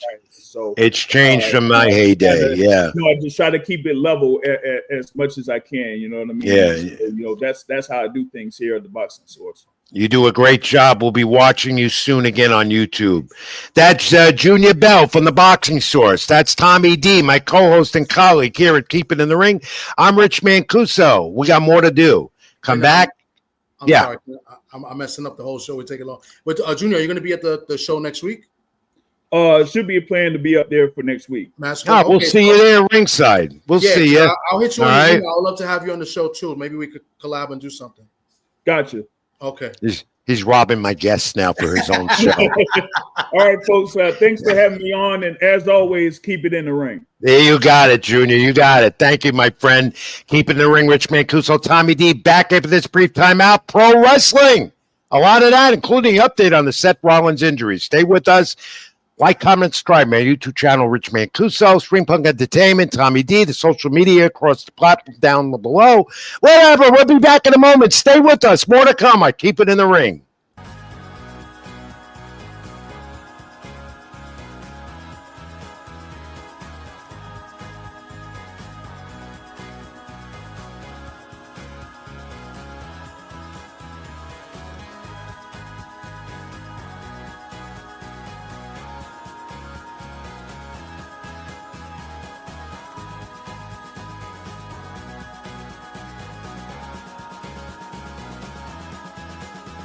Even when you feel low, you can still go. Even when you feel slow, you can still go. Even when there's no hope, you can still go. I never answer to no, man, I still go. Thanks for staying with us. I'm Rich Mancuso. That's Tommy D. This is Keep It in the Ring live on my YouTube channel. The Boxing Long Hour or More. We did that. Thanks again to Junior Bell. That was great, Tommy. Glad we had him on. First, let me get some UFC info in here. Let me find my crazy notes here because there's some UFC info. And I've been asked to do more UFC on the program. Some fans have been getting me during the week. Hey, do more UFC MMA. I intend to, but, we've had such a busy boxing schedule. UFC Perth, Australia will host their third UFC event in 3 years. Sunday, it's going to be Sunday, September 28th, UFC 305. The middleweight champ Duplessis defends the title for the first time. He won the title by submission, by the way, just months ago. And here now, Dana White says this about that guy, John Jones. He says he's unretired. And Jones had said he retired. The fight with Espinal, maybe that's finally going to happen. And he said Dana White says he's unretired and the UFC testing pool. So let's see what it'd be great to see John Jones back, and maybe then head to a career with TKO Endeavor and WWE. All right, Tom, ready for the pro wrestling? No Robbie Rebel. He's too busy for me now. We can't talk. Hey, and you know what? Today was a good day for him not to come on because he would have been mad at you today. Well, you know what? Been upset. You know what? And if he's watching me or not, I'm going to tell you right now, I don't miss him. I don't, because I got to rush through to get to him because he's got to go to sleep early.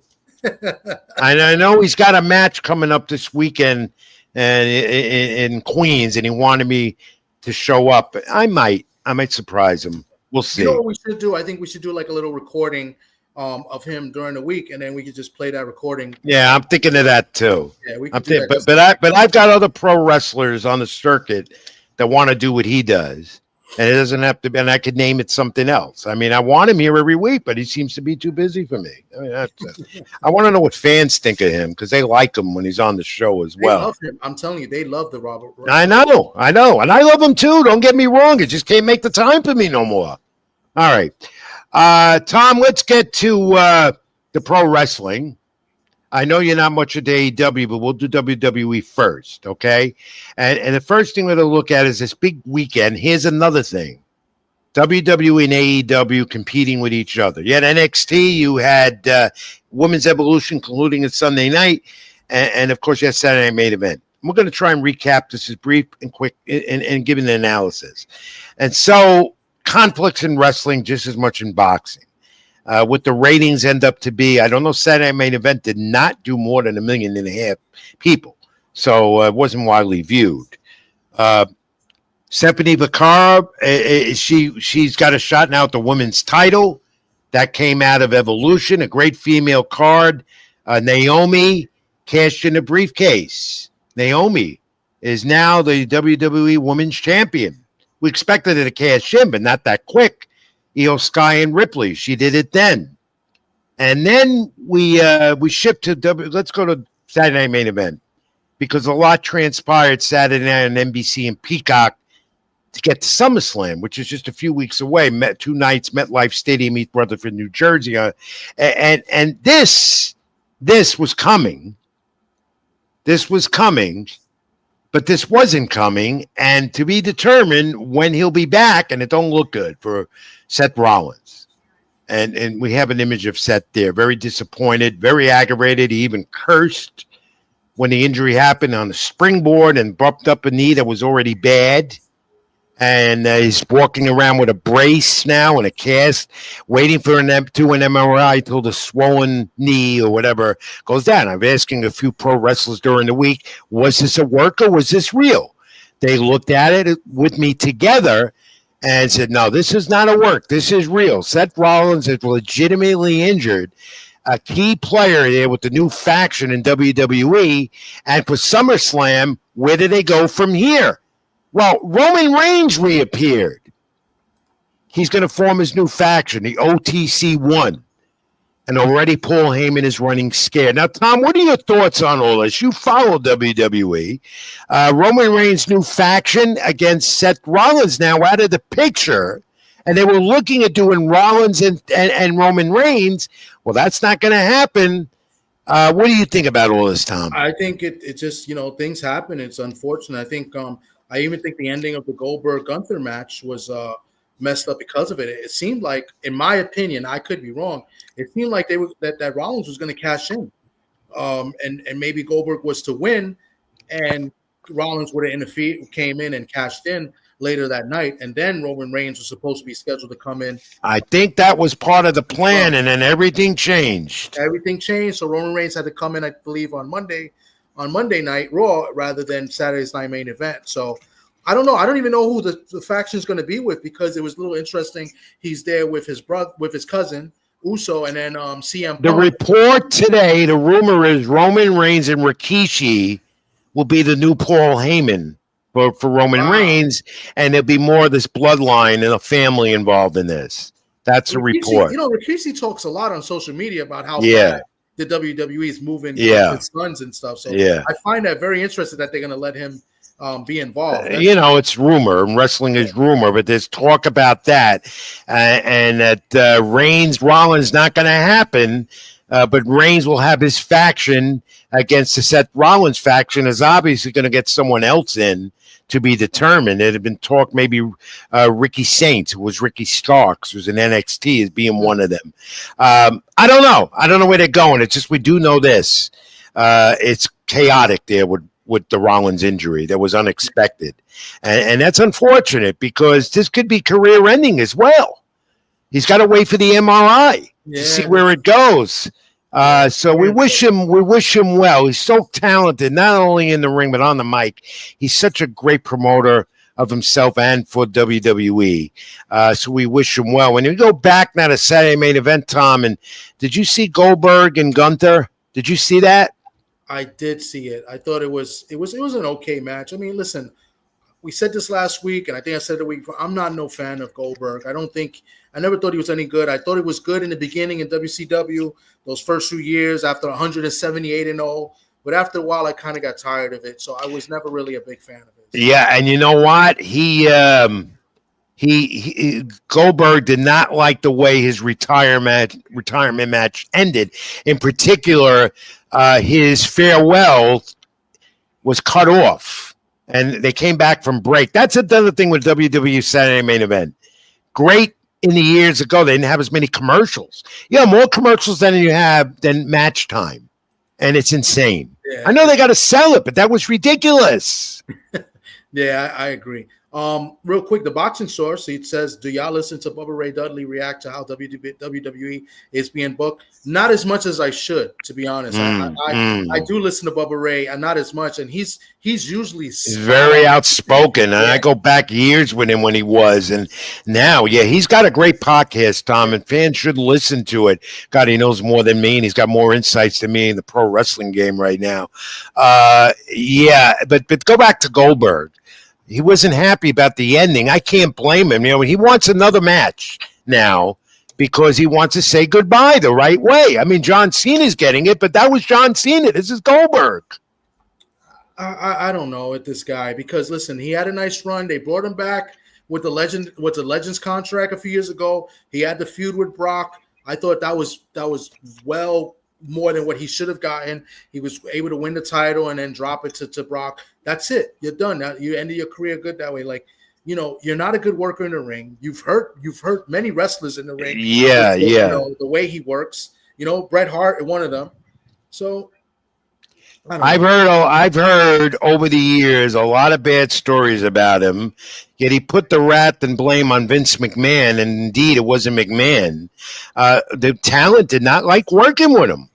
And I heard that firsthand. SummerSlam is shaping up to be this: John Cena, Cody Rhodes. And that could be a double turn. Cena becomes a good guy, Rhodes the bad guy, and gets, and Cena loses the title. CM Punk versus Gunther. Now that's been set up. Io Sky and Rhea Ripley versus Naomi again. We'll see where that goes. Jade Cargill, Tiffany Stratton, because she's got to get to Naomi yet. Still, she hasn't finished that. Dom Mysterio against AJ Styles. Now this, when are they going to do away with the celebrity stuff? Jelly Roll, Randy Orton against Logan Paul, who is so talented, and Drew McIntyre, and Roman Reigns versus Jey Uso versus Braun Breaker versus Braun and Bronson Reed. So there'll be another guy in there with Roman Reigns. I don't know who, but that so far looks like the SummerSlam card for one of the nights because you have 2 nights of this stuff, which I don't agree with. One night's enough. You don't need 2. They're just doing too much, and they're just milking it as much as they can. I don't even know what to expect 2 nights. I mean, it's just a little bit too much. This weekend was a little bit too much. You had Saturday and Oh, Sunday. too much. But I will say this: the Evolution card, the women's card, was really, really good. It was really good, it was yeah. really good. And they're going to make that now an annual event. It did really well, attendance-wise, gate, as well as what went on in the ring that night. You have one good match after another. I didn't see it live, but I did see it on the replay on Peacock, and it was dying. It was great to see, and those female wrestlers are getting a lot of attention. AEW All In. Now I know you're not in an AEW, but this is their highlight pay-per-view of the year, and it lived up to this billing. It was really good at Globe Life in Arlington, Texas. 33,000. Though you would never know there were that many in there because that place hits 70. You know, we've been there for fights, Tom. But a good card. And let's go to some of the highlights here. And finally, Jon Moxley's dethroned, and Adam Page is your champ, and it was a brutal match. Moxley's matches are always brutal, but Moxley is now the leader of AEW. Rather, Page is now the leader of AEW, and a good match that ended the show. He's the new champ. There he is, proudly dispelling the belt. A title that had been hidden by Moxley the last 9 months in a briefcase, as well as Page getting his well-deserved due. This was a long time coming. Yeah, some setbacks, and then Tony Khan was good enough to say, you know what, you're going to be our champion, and there it is. And this, my favorite. I love her, and AEW's got her, Toni Storm. And she defends the title against Mercedes. I think there she is. There's with Luther, who actually got hurt. Getting involved in the match, going to be out of action a while. I don't know what's going to do with her gimmick, but there she is. Toni Storm defends. Tom, if you've never seen this gal wrestle, you're missing a show because she's one of the best. She's one of the best out there. And her next opponent could be this because Athena, she won the women's gauntlet match and a good one. She's gunning for Toni Storm's AEW women's title. And then we had this one. This was a damn good match out of Japan. And now Kenny Omega might be on hiatus again. Okada beat him to settle right now their feud. I don't know if we have a photo. There we go. Those are the high theatric flying marks of Kenny Omega against Okada over the rope. Well done. And then this was going to happen. The Patriarch family is now officially broken up. And it's Copeland back, Edge in WWE, and Christian. They're going to reunite.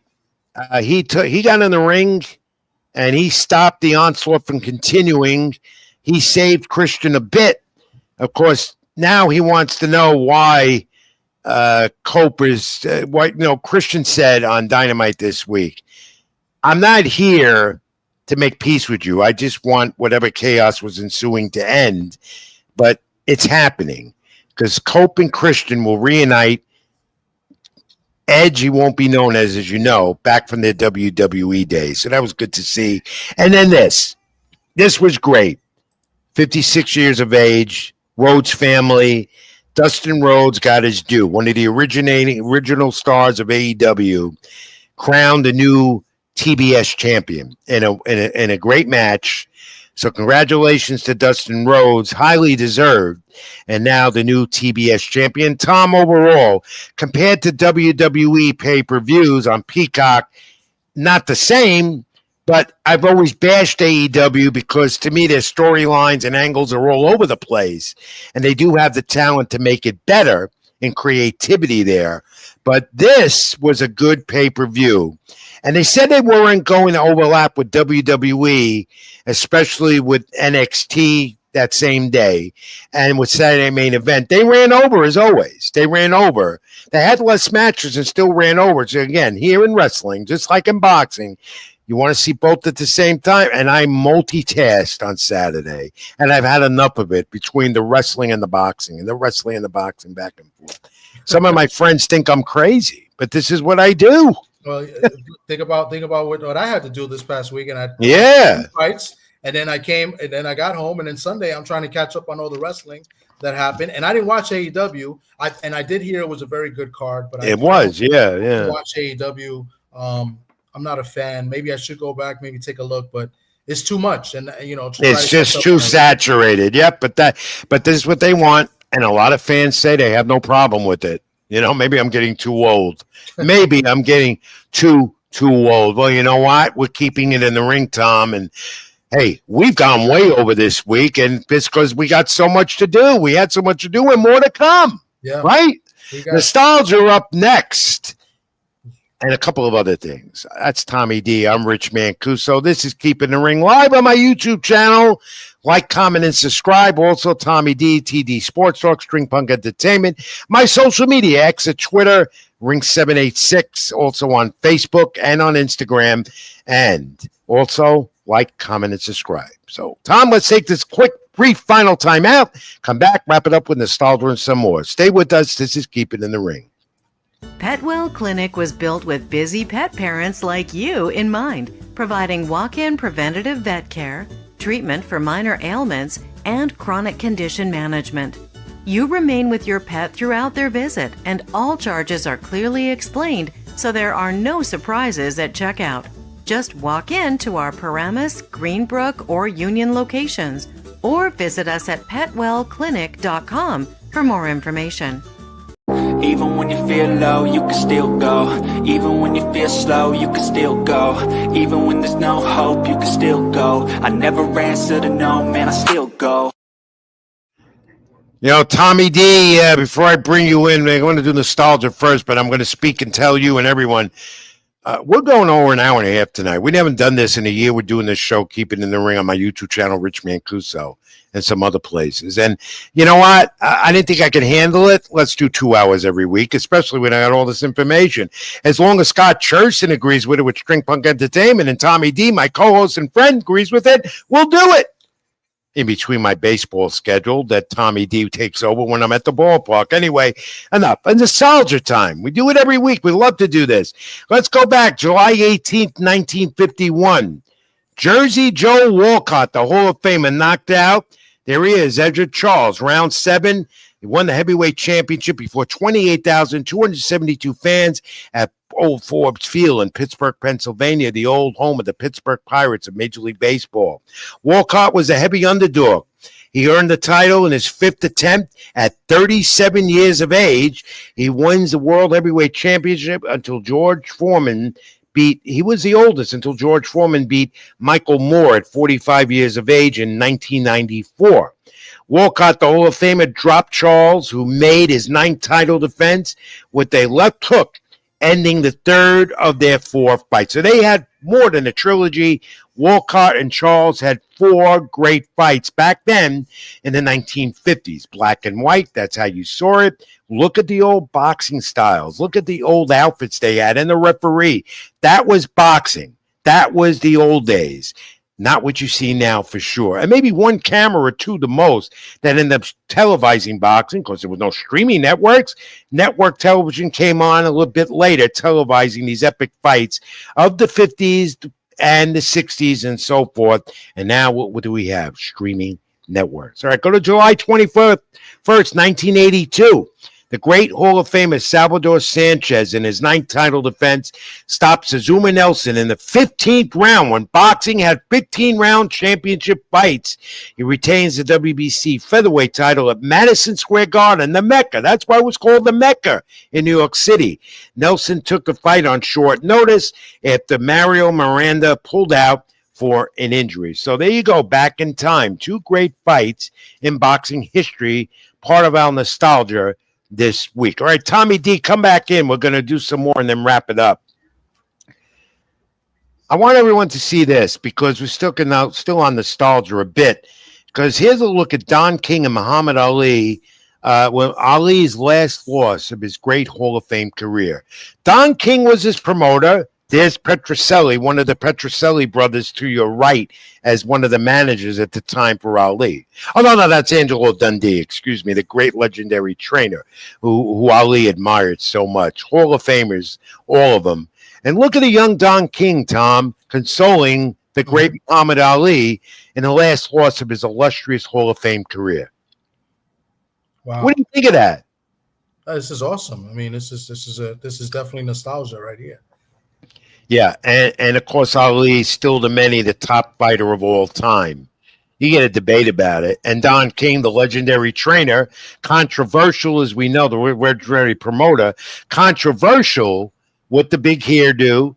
But you know what, Tom? I worked the Don King fight era, and you couldn't find a better fight card than the ones that Don King put on.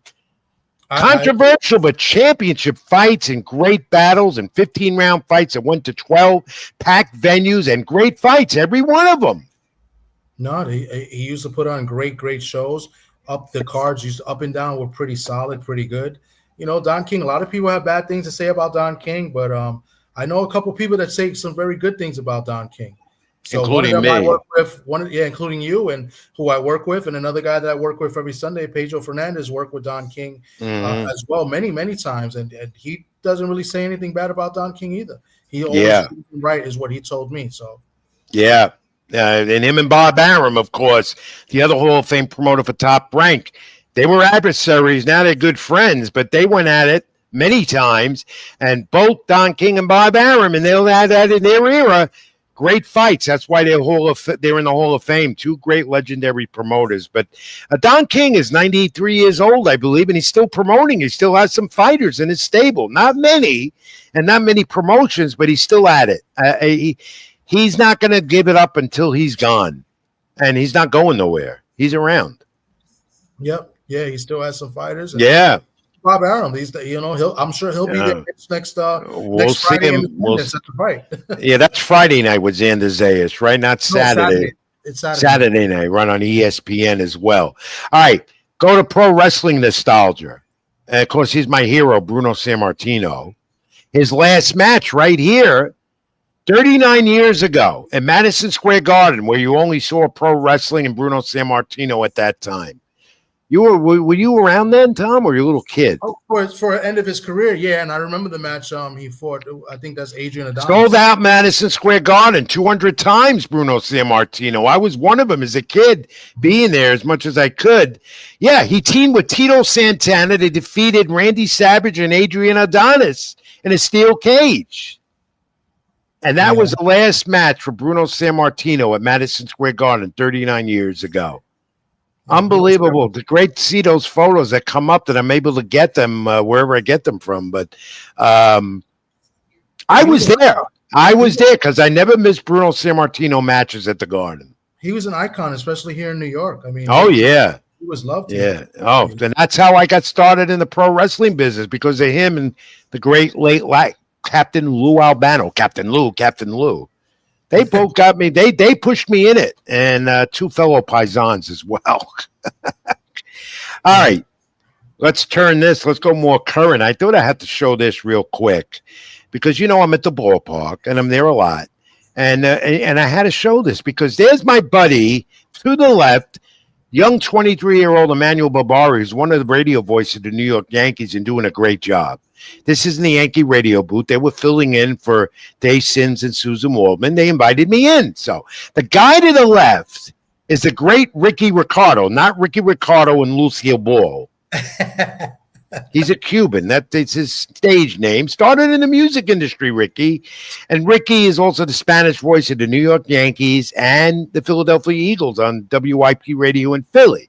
And we're going to talk about Ricky Ricardo because I want fans to know that every so often, once, maybe twice a month, Ricky Ricardo hosts a show overnight, Sunday into Monday mornings, like 11 p.m. till 2 a.m. And Ricky Ricardo has me on as an analyst on WIP Philadelphia, all sports talk like WFAN in New York. We talk boxing, we talk wrestling. He gets me on. And we analyze. So that's why I brought that up. I want people to know I'm on there with Ricky Ricardo, as well as telling you that Ricky Ricardo and Emmanuel Barbari are two great backups for the New York Yankees radio cast. Two great individuals, by the way. And they do a great job. And you get to hear me and Ricky on WIP. Remember that, Tom. Listen, next time I'm on. Yeah, for sure. Definitely will do that. All right. And finally, wrapping it up this week. Did you see this?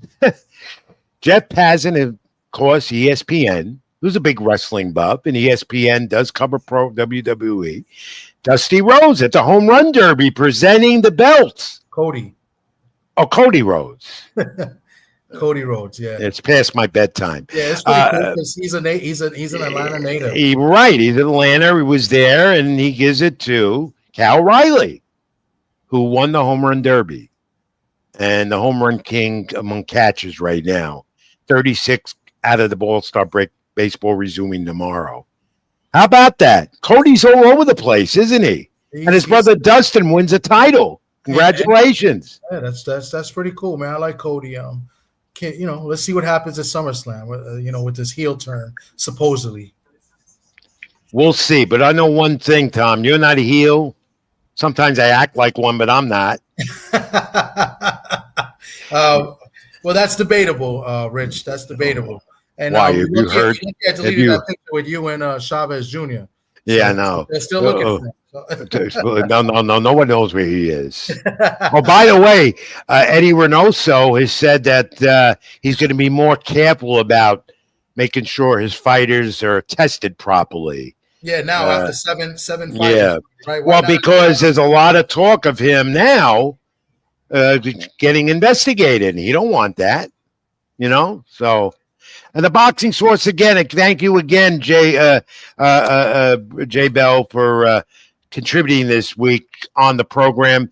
Real quick, what did you think how MLB handled the extra inning thing for the All-Star game? Well, we're not an all-sports show. We are going to revamp and possibly do that real soon and make Kicking in the Ring part of the segment. It's under discussion. What did I think about it? All-Star game, fine. Do it.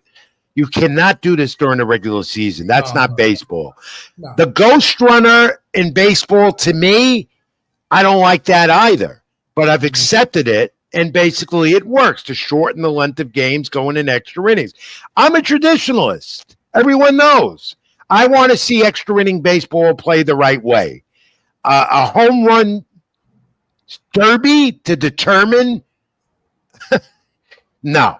That was only done for the All-Star game. And if they ever think, and you never know with MLB, if they ever think about doing that in a regular season, I mean, maybe the young people would love it, but traditionalists like me, we're not going for it. It's going to ruin the game. It's not baseball.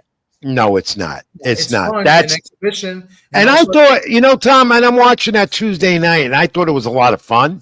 And yet I didn't know they were going to be doing that. It was part of their new collective bargaining agreement with the players because they don't want to play an all-star game that's going to go overtime like that because you had one a few years back that just went on and on. They ran out of pitchers. They couldn't do anything. But the other thing is, that was with Joe Torre as manager. The players, these were already picked out. The players that Aaron Boone and Dave Roberts determined who would be a part of it. I didn't know. I forgot all about it. And I'm a baseball guy. I'm at the ballpark, and I know what's going on in and out. But do two guys you would want to see in doing something like that in the All-Star game where it doesn't count, but for fun, because the fans would have loved it. Aaron Judge and Shohei Ohtani, and both of them were in their street clothes and gone already. They were on planes already. These guys in the All-Star game, they'll get in the game. Once they're out, they do their quick interview, get dressed, and they go on and enjoy the rest of their 3-4 day hiatus from baseball till tomorrow night. I do hope they never do that. It's good. I'm glad that was brought up. And I don't want to get off the topic of what we've done tonight. Keep it in the ring because we did an awful lot. Final thoughts, Tom? I thought this was a great show. I mean, we went over, but we had a great conversation with our guy from the boxing source. Salute to him. And I love great conversation. I love great boxing talk. And that's what we had. We have a lot of fights last weekend, got a lot more this weekend. And that's what it's all about. To me, this is the best hobby in the world, to talk sports with knowledgeable people. And in this case, talking boxing with two knowledgeable people. And, I love doing this. This is why I do what I do. And I love doing it with you again. I'll praise you all the time. You're one of the the new generation of guys doing this, knowledgeable and real good at it. And I'm glad that you're here to save me every week. Tommy D, TD Sports Talk. How do fans get you? Where do they watch you as well as being with me every week? Well, you can catch me on YouTube at TD Sports Talk. And then you can also catch me Sunday at 2:00, even though I may be on Saturday this time, but sportsbyline.com and just hit the radio, the live radio at 2:05 Eastern. I'm live at Ring Talk Worldwide with the great Pedro Fernandez, who's been covering the sport for about the same time as you, Rich, over 40-something years. So, Yeah. That's where you can really catch me. And then you catch me, of course, on YouTube as well. Tom, thanks, my friend. Great job putting it together. I can't do it without you, as always. To Scott Church and his String Punk Entertainment. And to all of you who tune in every week, thanks for commenting. Reach me on social media, X, Ring786, Facebook.com, Rich Mancuso.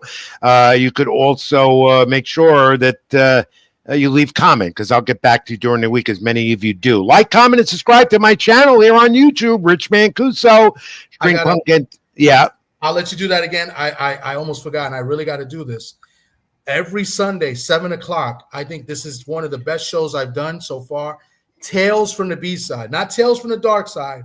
Tales from the B-side. We've done about 11 episodes so far. We bring in a former fighter, a current fighter, manager, coach, and they tell us and how it's been like being the B-side of fights. Whether it's good, bad, it's great storytelling. This week coming up, we've got Emmanuel Alim, and you don't want to miss it. I mean, each and every week. So I had to plug that in there because I'm this project that I'm doing with my man KG from The Usual Suspects. I got to promote it. I'm glad you did, but Tom, I got to get up. My ass hurts.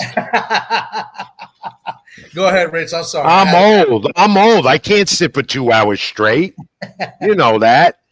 Great job, my friend, as always. I want you all to have a great week. Stay with us on social media and so forth. Back next week, 8 p.m. live Eastern. Let's keep it in the ring. Rich Mancuso and Tommy D on my YouTube channel and Tommy's channel and everywhere else. As always, make sure you take care of yourselves, be good to each other, and God bless. And until next week, everyone, Tom, what do we say? Let's keep it in the ring. Keep it in the ring. Thank you for watching, your continued support. I'm Rich Mancuso. That's Tommy D. See you next time. Thank you. Even when you feel low, you can still go. Even when you feel slow, you can still go. Even when there's no hope, you can still go. I never answer to no, man, I still go.